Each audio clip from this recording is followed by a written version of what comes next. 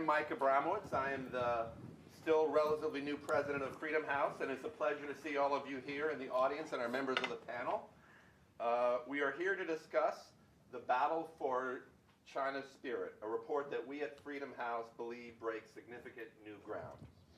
Thanks to the work of my colleague Sarah Cook, the project director and the author of this report, we now know far more about the controls imposed by China's government on every major faith group, far more about the forms repression takes, and far more about the resistance to this repression, and thus more about the workings of the government led by Xi Jinping, a ruler who seems intent on amassing still greater powers. This project became possible thanks to generous support of the Lynd and Harry Bradley Foundation. I want to thank the foundation for supporting our research and our mission of monitoring freedom and advocating for democracy and human rights. We have a very distinguished panel to lead the discussion on this report for the next hour and also to answer some of your questions. And so it's an honor to have as our moderator Carolyn Bartholomew, chairperson of the U.S.-China Economic and Security Review Commission. Ms. Bartholomew has worked at senior levels in the U.S. Congress and was also a professional staff member on the House Permanent Select Committee on Intelligence. She has particular expertise in U.S.-China relations, including issues related to trade, human rights, and the proliferation of weapons of mass destruction. Andrew Jacobs, on the far right there, served as China correspondent for the New York Times for nearly 8 years.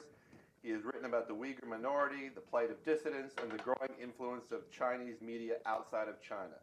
He is now based in New York and is working on a series of stories about China's influence in Africa. Zubaira Shamzadeh is a Chinese outreach coordinator. I hope I didn't mangle that too much.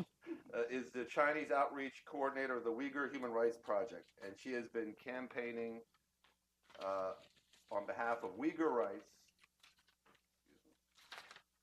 for the human rights and the political freedom of the Uyghur people since the late 1980s.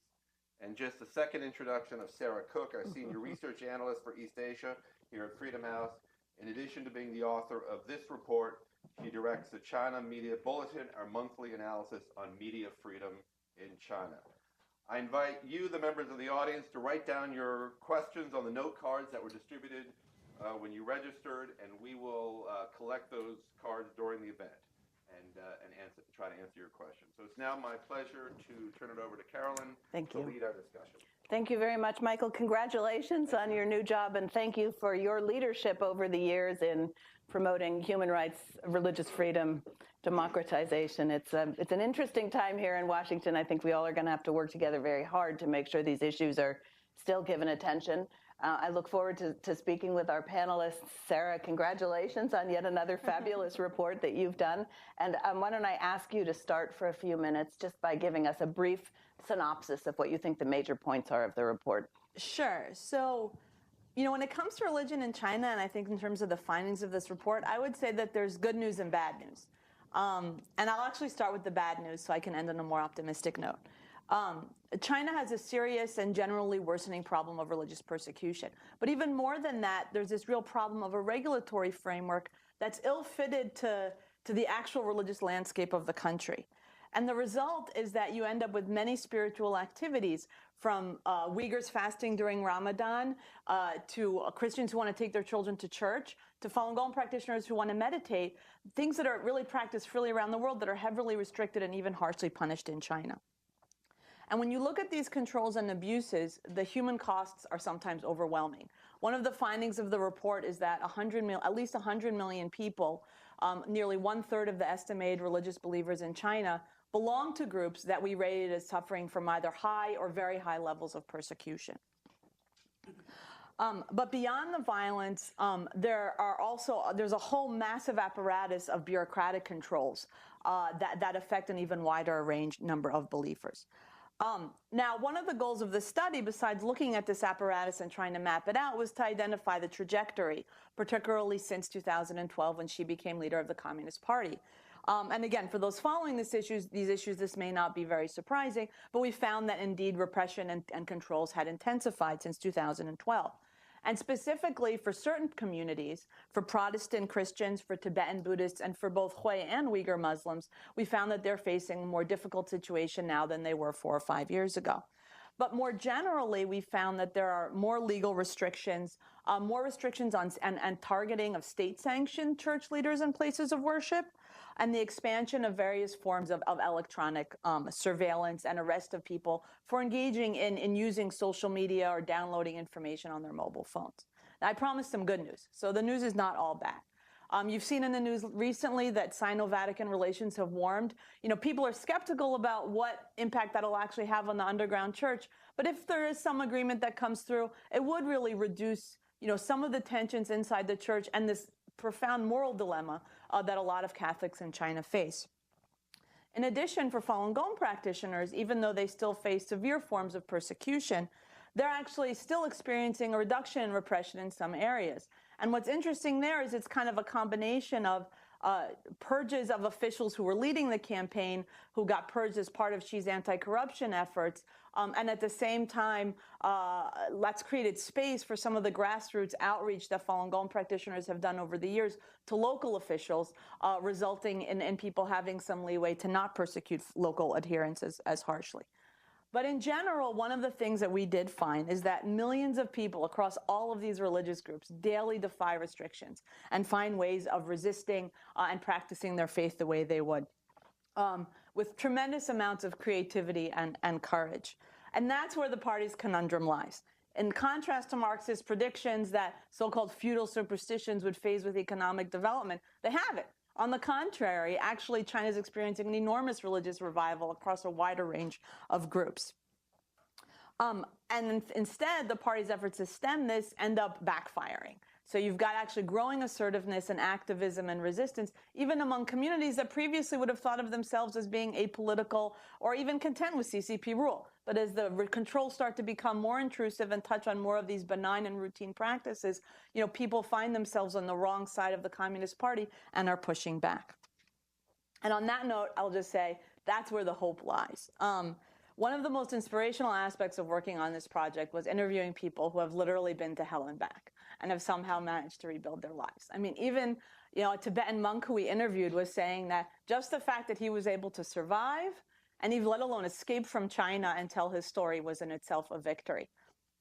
But still, even if we're looking at the long-term battle, of China, the Chinese Communist Party to control people's beliefs, even if that seems to be failing, the potential costs for China, in terms of human costs, financial costs, and cultural costs, are going to be profound unless the Xi Jinping administration changes course. Great. Thank you very much. We have so much expertise on this panel, but I'm going to start just by saying, Sarah, one of the things that you noted in the report is that this is part of Xi Jinping's wider crackdown on civil society. And in that context, I was very interested in the report to see that some religions have been targeted more than others have been targeted. And I wondered if our panelists, maybe starting with you, Sarah, but others, could talk about what religions have been hit the hardest and why have others been allowed to continue relatively their practice of religion. So, I mean, one of the things you see is in general under the party, there's this approach of trying to maximize the benefits of religion and minimize the risks. And actual officials will use that phrasing. And so you've got, on the one hand, Chinese Buddhists and Taoists that under Xi, there's been an effort actually by the party, ironically, to use these sources, these religions and elements of Chinese traditional culture to shore up the party's own legitimacy. So they're facing a bit of a more favorable rhetorical environment. One of the things that surprised me is that at the grassroots level, there are still a lot of tensions and a lot of controls on what they're able to do. And then you've got what I just described in terms of the Falun Gong situation, where because of internal party struggles, because some of the officials like Zhou Yongkang, who she sees as an internal enemy, have been purged and had been firmly allied with Jiang Zemin, who was really pushing the campaign against Falun Gong, that campaign has kind of lost momentum. I think the other side of the story is, for example, in the spread of Christianity and Xi approaching, having a more anti-Western approach in general to his governance. And therefore, you're seeing both in terms of higher levels, but also at the provincial level, at certain provinces, maybe local officials feeling emboldened to be more aggressive with regards to Christians. And then with Tibetan Buddhism and with Uyghurs, you've got a broader ethnic situation, and I think I guess a hardline momentum coming. But I'll let Zubaira talk more about the Uyghurs. And I think in those two regions, after protest in 2008, 2009, the party's just really trying to squeeze any kind of dissent. Zubaira, do you want to talk a little bit about what's happening in the Uyghur community, because it is one of the ones that's been hardest hit by this crackdown? Yes. First of all, I wish to thank Sarah for giving me this opportunity to speak in this event, and also I'm just really pleased to be with other distinguished panelists, Andrew Jacobs and Carolyn, for chairing the discussion. I mean, it is really my honor to be here to tell people that what's happening to Uyghurs, especially in terms of religious persecution by Chinese government as a Uyghur. And simply, I just wish to start with my own personal experience, that how the Chinese government so much wish to suppress the Uyghurs' religious beliefs.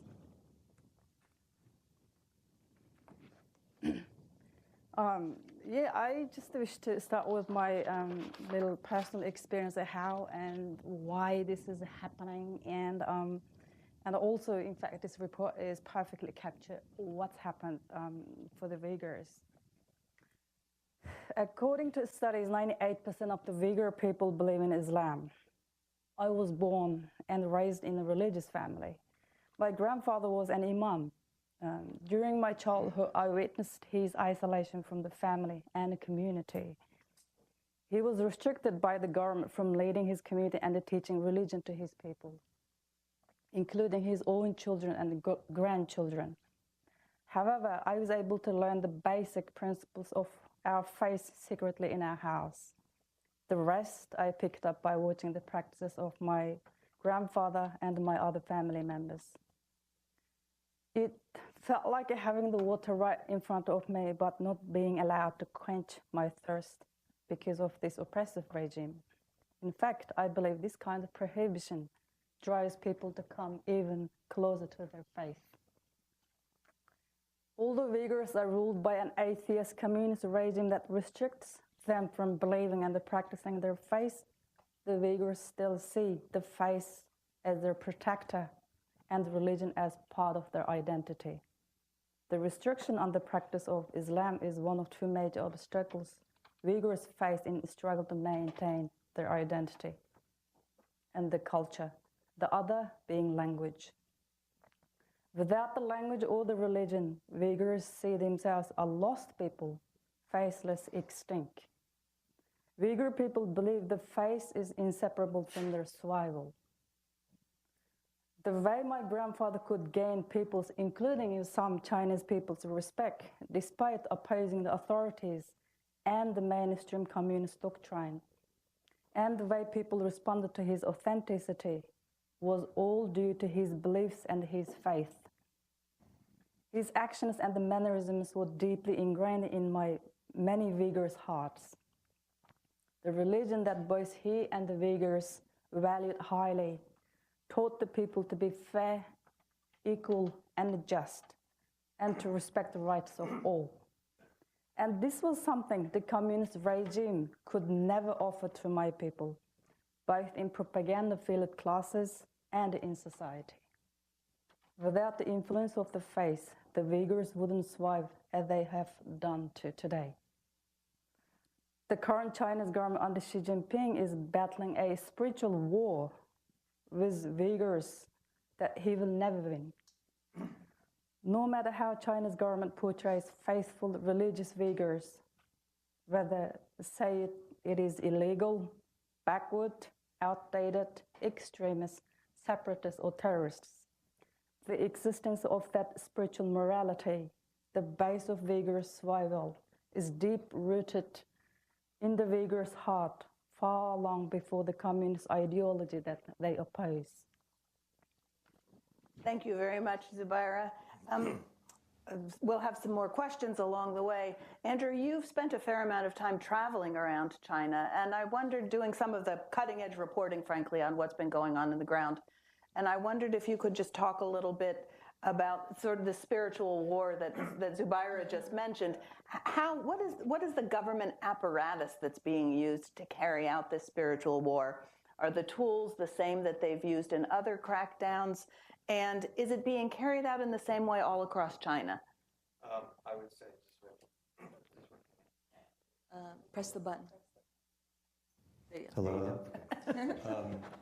I would say that first of all, having been to Xinjiang a number of times, I would say it's quite shocking the level of repression you see there. You do not see that kind of repression anywhere in the world, as far as I know. I mean, I've been all over the world, and the fear is so palpable, and the security apparatus is so thick yet invisible. Everywhere you go in Xinjiang, there are eyes watching you. As a reporter and as a Uyghur, both Uyghurs are sort of enlisted in this effort as being either paid security people or just getting rewards for turning in their neighbors who are, maybe illegally praying at home. I mean, the restrictions are so onerous that it almost it boggles the mind for at least an American. The fact that if you're a student and you want to fast on Ramadan and you are caught fasting, you will be thrown out of school, and they force you to eat. Imagine being forced to go to the cafeteria at lunch to eat because they want you to break your religious commitment. The same as for government workers, doctors at hospitals, and at that level, it's very intrusive. Beards and, of course, headscarves that cover the head are forbidden. Some of that we see in places like France, but in Xinjiang, if you refuse to shave your beard, you will go to jail, and there are cases. I think in your report, I mentioned people who've gone to jail for years. So the apparatus of control and fear it's a really well-oiled machine. I hate to use that expression, but it's. From the internet to phone surveillance, your cell phone. Cell phones are monitored. If you have on your cell phone any kind of Skype or WhatsApp or a program that is sort of a Western communication program, you're automatically suspect. Sometimes there'll be random stops in the street where you have to turn over your phone, and they'll look in your phone and see who you've communicated with. I knew a guy who went to jail for a year because he was a tour guide, and one of his customers was a diplomat. He was a Dutch diplomat, and they had exchanged contacts, and they had like one harmless little exchange, and that was enough to make him suspect for communicating with a foreign diplomat. So I'll contrast that with, that's really the most extreme. Similar levels of repression and surveillance you see in Tibetan areas as well. It's not quite as intense, but it's often more rural in Tibetan areas, and where Xinjiang there's a lot of sort of big cities, Kashgar, Hotan, and then by contrast you go to these Muslim parts of China, which are Hui Muslim. They're basically ethnically Han Chinese, but they practice Islam. And there you see a really light touch. It's kind of shocking because they're both, Uyghurs and Hui are Muslims, but Hui can build mosques, and they have madrasas, they have schools for young people to go to. And in Xinjiang, if you're under 18, you cannot go to a mosque. There's no education for people under 18. In terms of going abroad, Hui can get passports easily. They can go on the Hajj. They're quite free. They don't really experience the heavy hand of the government. And it's basically really the main difference is because the Hui are ethnically Chinese. They look Chinese. They generally speak Mandarin or a dialect of it, whereas Uyghur are truly a distinct ethnic group. They're Turkic-speaking people. They have really nothing in common with the rest of the people in China, despite what the government and the party has claimed. So I think there's a suspicion, the fact that Uyghur are different from us. They speak a different language. They look different. They're aligned along this border with Central Asian, seven countries. So they're really, it's an us and them thing, I think. And the Hui are also just been much more cooperative through the centuries, really, of buying into, just cooperating with whoever who was in power in China. They've always been good at sort of playing the game, and thus are looked upon, favorably and as loyal subjects. So that's sort of the, I don't want to go out much longer, but I'd say, and then you have the Christian communities are also, depending on whether you're state or underground church surveillance, but really the most intense surveillance is I would say Tibetans and Uyghurs. Yeah. And Sarah, one of the things you talk about in this report, and I'll say to everybody, if you don't have a copy of it, here it is. And it turns out this is actually essentially an abridged version. So there's a longer version, I think, on your website and available. But talk a little, if everybody could talk a little bit about sort of the role of local government officials in this. I mean, are these crackdowns happening, that it's an edict coming from Beijing and going everywhere, or are local officials, do they have some ability to move? Are some of them practitioners themselves?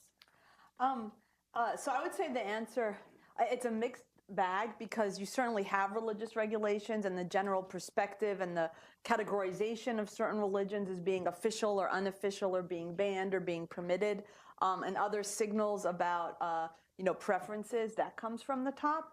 But there is leeway for better or for worse. I mean, one of the things that comes, that really changed in 2014, particularly for Protestants, for Christians, was the provincial leader of Zhejiang province deciding that there were too many large cathedrals and crosses on the landscape, and that didn't look, quote, Chinese. And so one of the provinces that up until then had some of the most lax regulations became this hotbed of repression. And you'll see that in the thing, there's some amazing photos before and after of one particular cathedral that was just demolished. And that was a state-sanctioned church. And so I think that's where you end up with the situation where Christians, including those who are members of state-sanctioned churches, including leaders in the so-called patriotic associations, start to speak out and to push back. And then I think one of the things you also have in areas like Xinjiang and Tibet are, an entrepreneurial in a negative sense, specific local officials who get money and resources for implementing some of these harsher campaigns, and therefore are incentivized, if they want to get a job at the Politburo, to be able to show these kinds of successes. And so actually the fellow who's now the party secretary in Xinjiang had previously been the party secretary in Tibet, and you're seeing some of the things that he had instituted in Tibet appearing in Xinjiang. But the flip side is also true, because what you see for the flip, for Christian communities, for a lot of Protestant Christians, including underground churches in China, there is a relatively lax environment, and people are able to make personal relationships with government officials.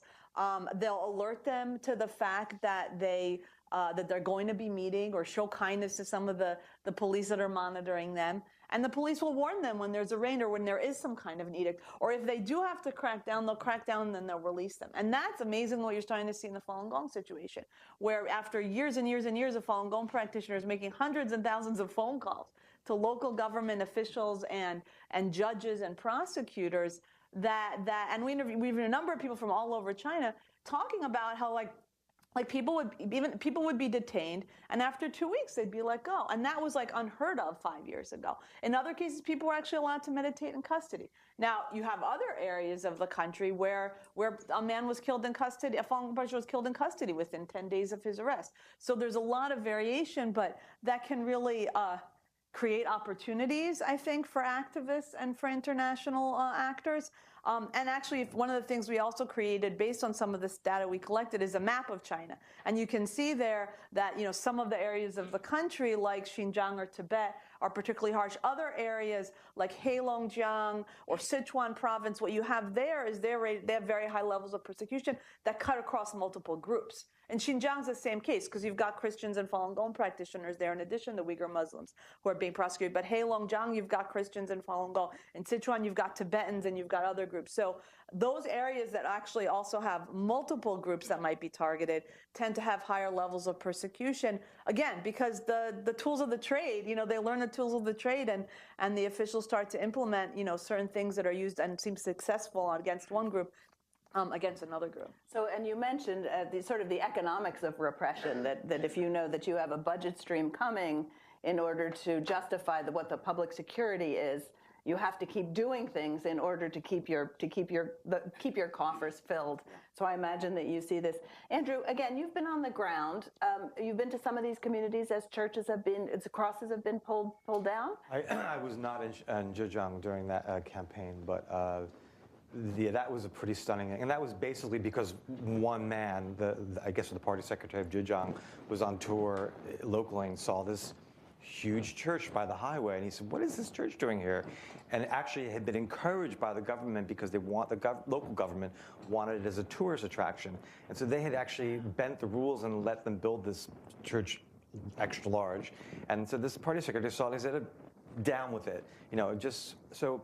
A lot of these measures are really come from either a provincial level leader or sometimes it's a very local leader. But I would say, for the most part, all of these kinds of policies start from on high, and that all local leaders are looking upwards to get direction on how to handle these kinds of issues. The Falun Gong thing is really fascinating. I never thought I would see a let up on that because, and I left it out when I was speaking before, the way that Falun Gong practitioners are treated are really horrifying in ways that you can't even imagine, just the violence they endure while they're in custody, partly because they refuse to renounce their faith, and that's sort of a central part of Falun Gong belief is being honest and not lying, and so to them renouncing that would be a lie. So they don't renounce it, and therefore they are beaten even more harshly to get them to renounce it. It's just this vicious cycle, and that's why a lot of them end up dying in custody.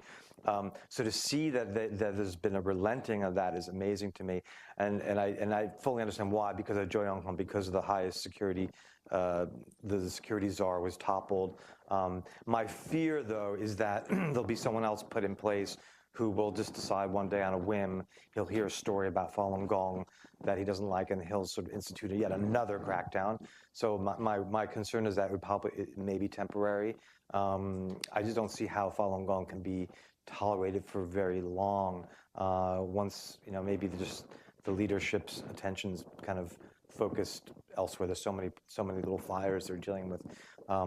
But what's striking about the report in general is that despite this huge machine of repression, at the granular level from neighborhood committees on up, that religious practice continues to really flourish, and that the government may be winning battles all over the place. They're winning little skirmishes, but the overall war, which they would describe as extinguishing or fully controlling religious practice, they're not winning it, and they clearly can't. If they haven't been able to extinguish it by now with all the tools in their tool belt, they never will. So you have to sort of wonder, well, what's the point here? Maybe step back and try to find a way to make it work, to co-opt better religious groups. It's really striking, and it seems quite futile and a waste of government energy and resources. Yeah, interesting point. I was really struck, Sarah. It's sort of the positive thing that you were saying. I think really is this issue of the resilience that's being found in different communities, that clearly faith is a very, very strong motivator for people. It's a motivator for resistance, but successful resistance can engender organization. And I wonder really how much that possibility of organizing is being seen as a threat by Xi Jinping. So what is the potential impact of the growing strength of faith communities on the rest of Chinese societies? Yeah, I just wish to add to Sarah and Andrew already covered quite well about the extent of repression towards the religious groups, the Uyghurs, Falun Gong, Tibetans as well. in terms of that repression and how it's causing the resistance of the people, it is there, although the repression is going so far, especially in terms of Uyghurs. And like with the name of the keeping or protecting the stability, they in fact just destabilizing the whole society, whole people. The name saying that stability, we are protecting stability, but it's not stabilizing the society. In terms of the repression that goes into so in detail in East Turkestan or China, Xinjiang, which is that mobilization of whole officials just searching house by house, whether it's private time or normal time, or private practice or private thing. It's absolutely kind of attack. This style of interfering people's faith and their beliefs, it is something that brings destabilizing whole society. Like recently, everybody knew about the report that what has happened to February 14 in Hotan, that killing incident. And the first of all, everybody reported that is something terrorist thing or killing that happened. Yes, certainly I full-heartedly condemn the violence. The thing is, the root cause of that incident was actually local officials visited one family, and at the time, the family members were praying, father, 2 children, and another few friends. And that the government sees as illegal. That was private house, private time, people's private life. And officials see this is illegal. And then next day, that incident happened. You can see this is not stabilizing society or making peace with the people.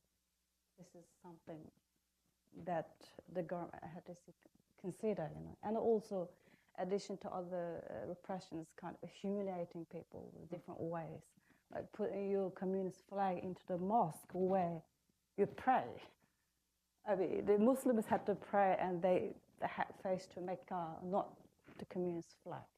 And you're displaying all the pictures, the communist leaders' pictures in the mosques, which is, again, I mean, Islamic practice. You can't just display pictures in the mosque, not in the mosque, not even the house that where you're praying. And also interfering women's life. The Uyghur woman, another particular target for this kind of oppression as well. Regulating how you dress, what you have to dress. People have to get up in the morning and think that, what am I going to dress today? To take my kid to school, or go to hospital, see doctor, or go out for public shopping center, do shopping. Very simple, basic things that, you have to think how you have to look, what you have to dress. This kind of, the regulations that which the Chinese government is saying they're legalizing or just legitimizing how they repress people is something that causes trouble. Indeed, it does. But faith, of course, is something inside, and it's the relationship between the individual and his or her God. And it seems to me that's one thing that Xi Jinping cannot control. He can control the places that people worship. He can try to control the rituals and the activities, but he is not able to control the faith that people feel. And so I wonder, is he concerned about that? And should he be? How does this unfold? He clearly seems to be a man who's on that knife edge of losing control of the society that's taking place. And how do you think, faith is clearly a threat in a number of ways, but do you think he's concerned enough? Does he recognize what's happening? I think they're concerned because, one of the things that surprised me, and I guess I had been more familiar with, with certain cases of this type of trying to change people's actual beliefs, but the degree of thought reform and doctrinal manipulation that they attempt to do, and that they're investing more money, and they create these whole pamphlets for Tibetan areas that are like these reinterpretations of Tibetan Buddhism. Now, I was talking to one expert who wrote about it, and he's like, this is where, like, and then the Chinese government sometimes comes, it's so ham-fisted, like, you're like, if you're going to do, like, they just didn't do it right. They had all of these Chinese Buddhist experts write these pamphlets about Tibetan Buddhism, and so they didn't even they used all these Chinese language texts instead of the Indian text. So then even if you're making all these monks in the monasteries have to study this stuff, it's completely meaningless. And what's striking to me is I think what they need to be worried about is this undermining of legitimacy. I mean, organizationally, it's going to be very difficult. The party has all these mechanisms. And so that's why what you're seeing is even in the places where there's resistance, it's disparate, it's individual, it's an incident, or it's spontaneous, right? You have these spontaneous uprisings or outbursts. And with some groups, like with the Christians, there has been a bit more organization trying to respond to the taking down, of the elements of the crosses in Zhejiang. But in some ways, that's maybe spurred more persecution. But it's this eroding of the legitimacy of the Communist Party that I think is what's so problematic here. And I would, similarly, I think we're talking about the numbers of people that this affects. And when you combine that with other things like internet censorship, where people are encountering internet censorship and find this kind of dissonance, right? Especially when you're talking about it being not necessarily about politics, but about health and safety issues, or about these kinds of very personal religious issues. That's where you get more and more Chinese people who are encountering, again, this dissonance between them and the party and the government, and it erodes the party's legitimacy. And I think that's what they should be concerned with, and that's where the types of corrections to make are things that actually would require loosening controls, and I'm not sure that they're ready to do that yet. Andrew? Well, I think it has been pretty futile and it's counterproductive. The discontent that you find in among Uyghurs, among Tibetans, among Christian practitioners is pretty intense, and it's very well hidden for the casual observer. If you travel to China, if you go to Tibetan areas, if you went to Xinjiang, you would think everyone is happy and everyone is very friendly and no one betrays anything, because you can't. But once you sort of sit down with someone in a safe place and you talk to them, the resentment and the hatred really comes out. And the kinds of violent incidents you're seeing in Xinjiang now are really very telltale, because it's all done with knives or axes. They don't have access to weapons. So you had one a few days ago. Radio Free Asia has been great reporting on this, where you'll have someone who's been brought into a police station or a hospital, or they'll just pick up a knife or an axe and they'll just kill as many people as they can, even the Uyghur policemen, Uyghur government officials, and then Han Chinese. They are so infuriated by the way they're treated that's how they express it. And there's probably much more of that happening than we know. We only hear about a smattering of these kind of incidents. It's just right now, it's the lid is kept on because of this incredible machinery of repression. China's domestic security budget is more than its defense budget. I mean, its national defense budget is less than it spends on controlling its population. So I think at some point something gives. Whether there's an economic slow or a more pronounced economic slowdown, there's some kind of jolt to the system. It would not take much for people in Tibetan areas and people in Xinjiang to really rise up.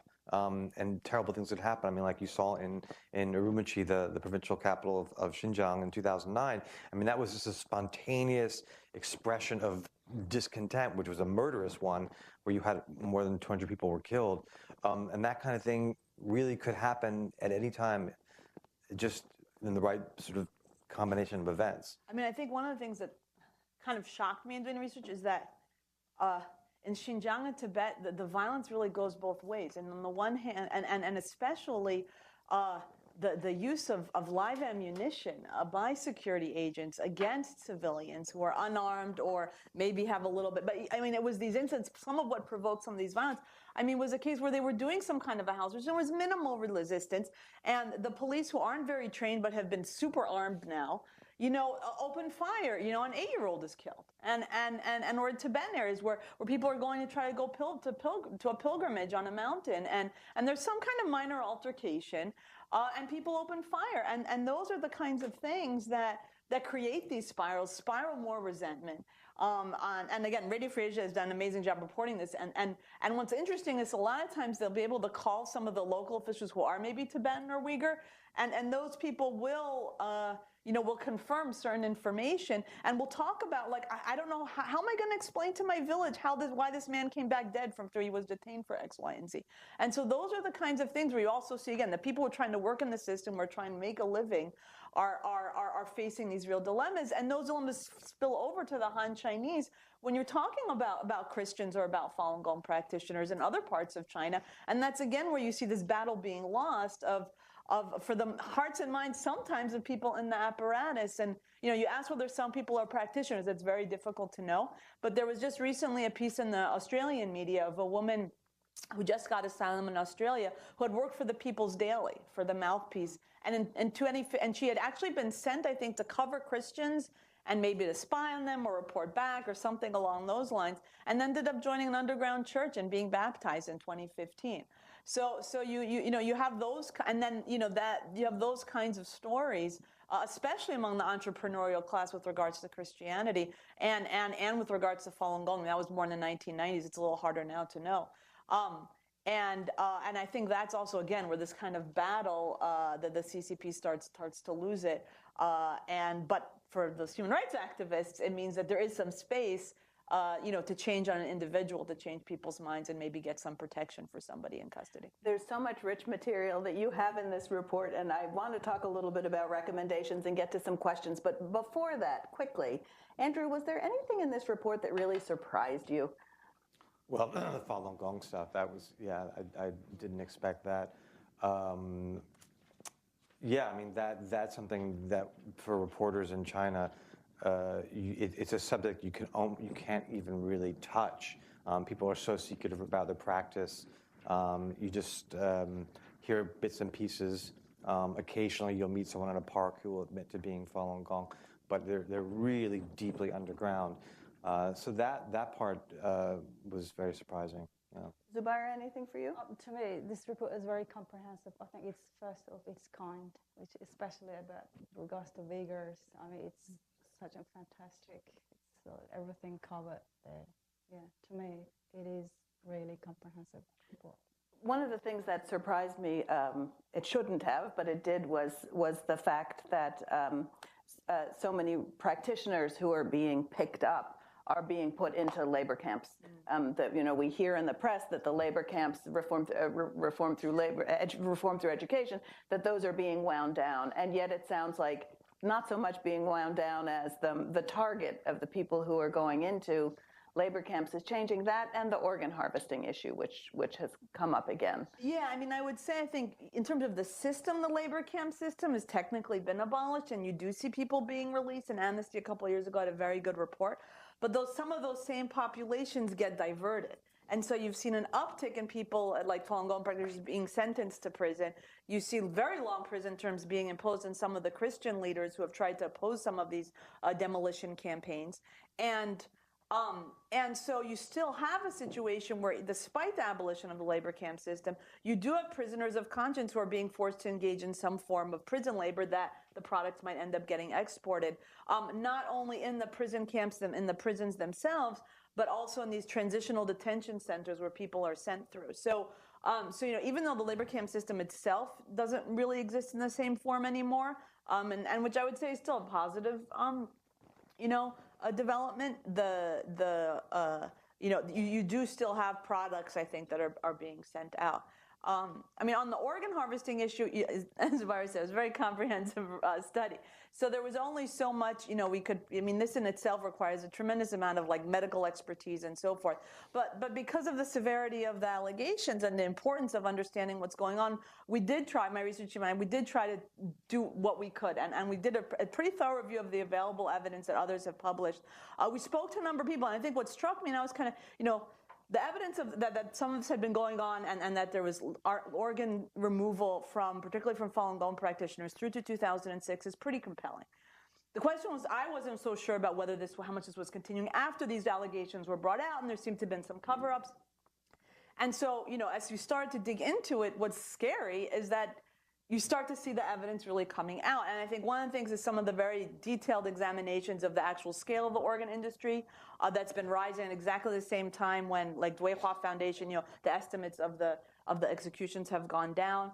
We spoke to some, and then we spoke to some individuals, one fellow from Beijing who had a close friend working in the medical community who actually had been sent on these errands and had warned him and said, look, I had to go get an organ. It was from a Falun Gong practitioner. And then one Uyghur fellow we interviewed who escaped to Turkey, who had been held in a prison up until, that was till 2011, who reported on the same kind of regular blood tests among Uyghurs that we also heard regularly from Falun Gong detainees. And so the fact that you have a large population of young Uyghur men who have disappeared, who are being sent off, and then reports of periodic blood testing is very disconcerting. I think we really felt like these are very serious. Something's going on. But I think there is still more to be done, especially I think someone's got to go to Turkey and interview a bunch of Uyghurs and ask about the blood testing. But I think despite some of the comments the Chinese government made an effort to have some voluntary donations, the numbers just still don't seem to add up. So I think there is still more going on there. On the blood type testing, after I read the report, I went to just online to look a little bit to see, is this a common thing? And it turns out that, so for example, in U.S. prisons, we don't have any standard practice.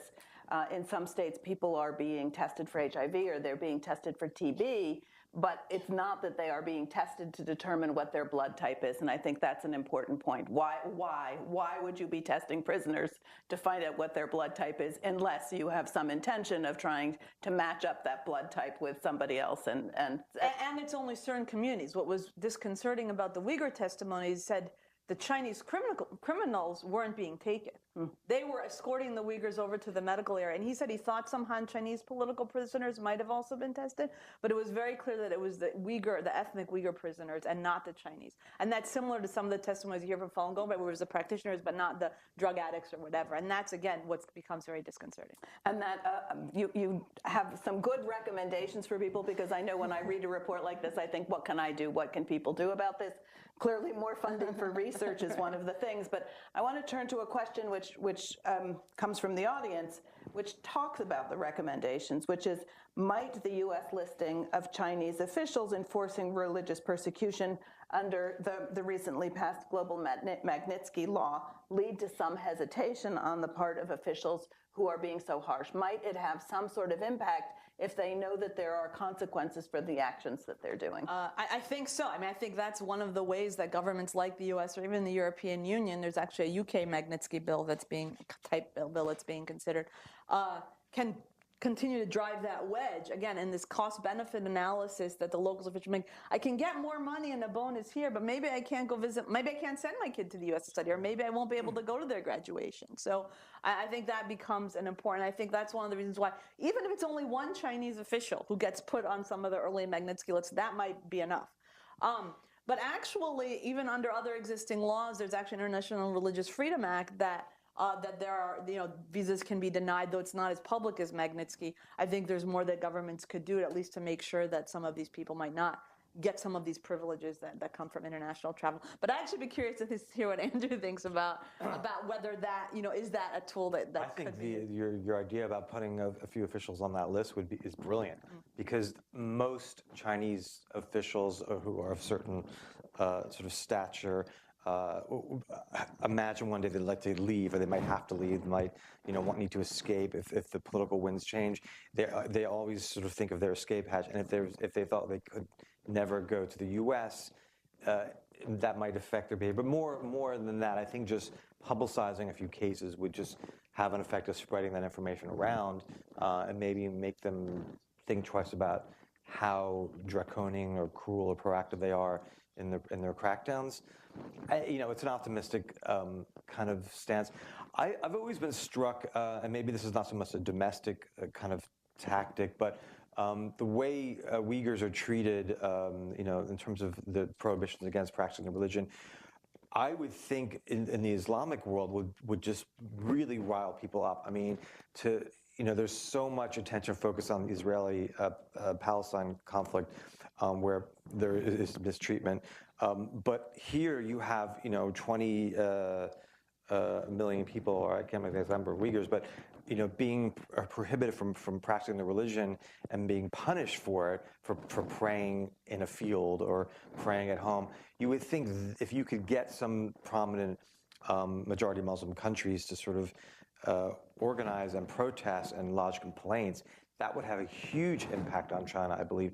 And it hasn't happened, as far as I know, at all. I mean, I think we know why, because of the economic might of China, but that's, there's also Muslim countries that are protesting against the U.S.'s treatment of the people. So it's not impossible. I think someone just has to sort of spearhead it. And, or maybe you guys are already doing that, I don't know. But it's, that would seem to be a very useful tactic to sort of drawing attention. Because I think Beijing does not want that kind of attention. They do not want the Muslim world to pointing at them and saying, you're repressing Muslims. That terrifies them. So I think if someone were to take that kind of step, it would be very effective. And instead, what they do is they play up the treatment of the Hui Muslims. So they've got these direct flights into certain areas, this whole Muslim park thing in Ningxia, in order to kind of try to present themselves to the Muslim world as actual protectors and appreciation of Islam. Even despite, while they're doing these other things in Xinjiang. Yeah, and just one sentence. Just in addition to Sarah's comment, for example, at least, yes, punish one official, like Qin Chuango, kind of person, one official, it makes big difference to the people at the ground. He's the party secretary who had been in Tibet and is now in Xinjiang. He was in Tibet, in Xinjiang. So there, you hit two groups at one time, too. Yeah. No, I always think of that phrase, would kill a chicken to scare the monkeys, that maybe it's time to start focusing on one or two people in order to send the message that these are not acceptable. And the activists use it. I mean, one of the things with the Zhou Yongkang thing is we interviewed this woman in Europe who actually makes the phone calls to the police stations, and that's one of the things they tell me. They said, look, nobody was able to protect Zhou Yongkang. Nobody was able to protect Li Dongsheng, who headed the 610 office. Who's going to protect you when, push comes to shove? So if then you've got, these armies of activists who can start talking to people and saying to officials, so-and-so got the head of the provincial secretary of Xinjiang and Tibet, he got put on this list in the U.S. I think you have these networks of information that as much as the Chinese government is going to try to censor, that information, it's going to get out to some of these people. So there's so many questions that we have come in, but one of them I think maybe is, as we're sort of winding down, is what does progress look like on this front? And what are some of the realistic achievements that are possible in the next few years? That ties right into your recommendations. What can people do at a time when human rights all around the world is being pushed aside for all other interests? What can people do to try to help the practitioners, people of faith, practice their peaceful practice of their religion?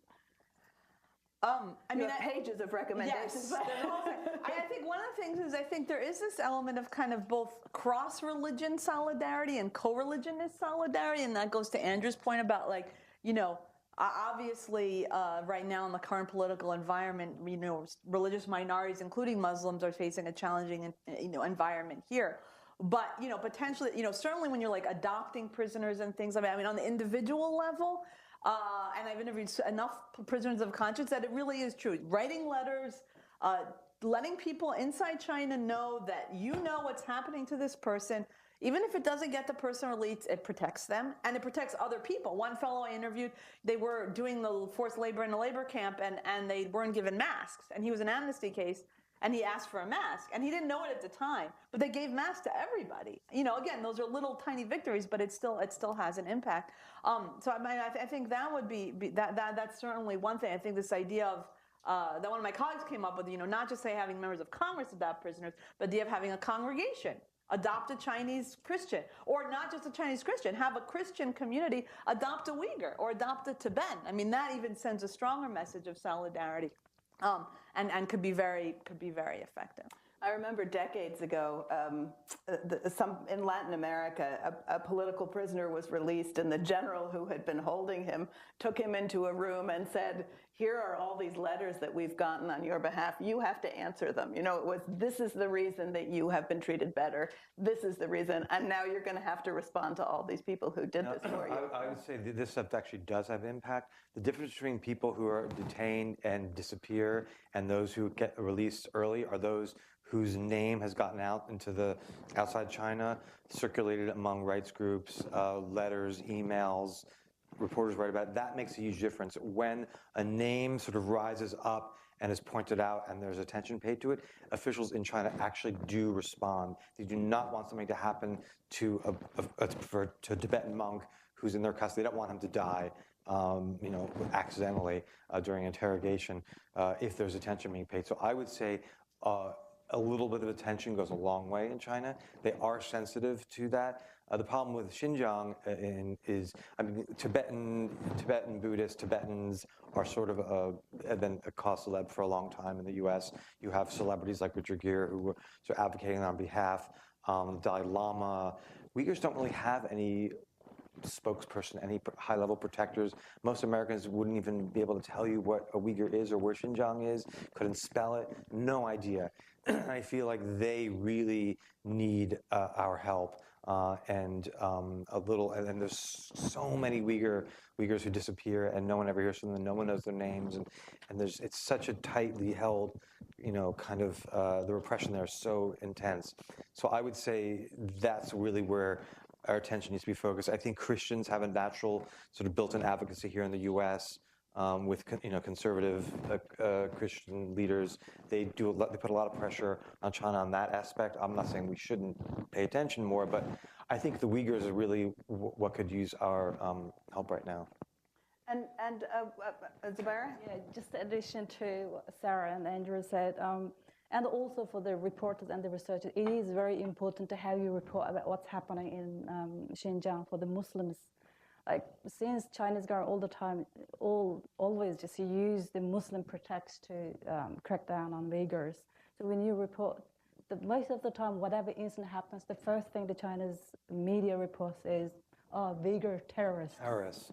Everyone's a terrorist. Yeah, everyone is just a terrorist, whether you practice your religion peacefully, or you're just expressing your culture, or whether you're just saying you're Uyghur, or you're just expressing your simple political view of it, saying you, not Xinjiang, it's East Turkestan. You're just saying East Turkestan is liable for you to be punishment, being separatist.